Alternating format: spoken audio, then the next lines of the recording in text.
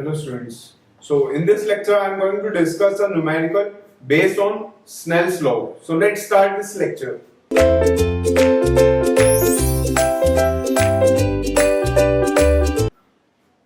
So I have written a numerical. Just read out this. The velocity of light in air is defined as 3 into 10 raised to power 8 meter per second.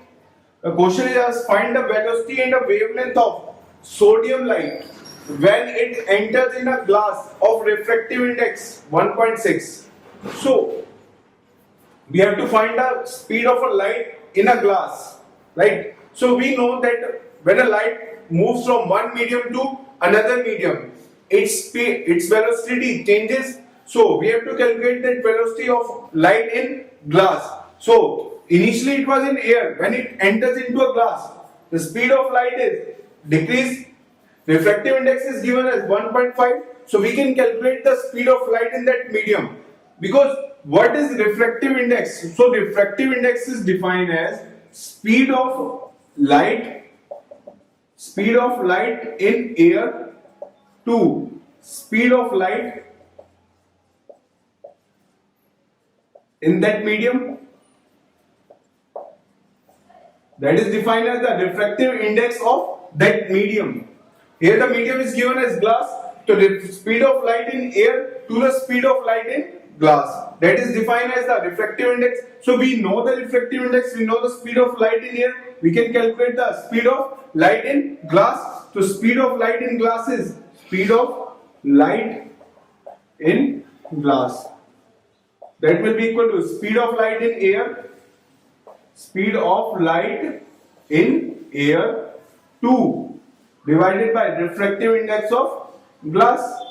So speed of light in air is given as 3 into 10 raised to power 8 meter per second and refractive index of glass is given as 1.658. So if it's 3 divided by 1.658, so that will come out to be 1.8 into 10 raised to power 8. This is the meter per second.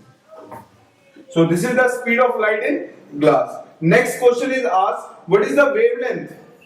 Also calculate किया करना है हमें wavelength. So when a light moves from one medium to another medium, its wavelength also changes. So when we were discussing about Snell's law, we derived one formula.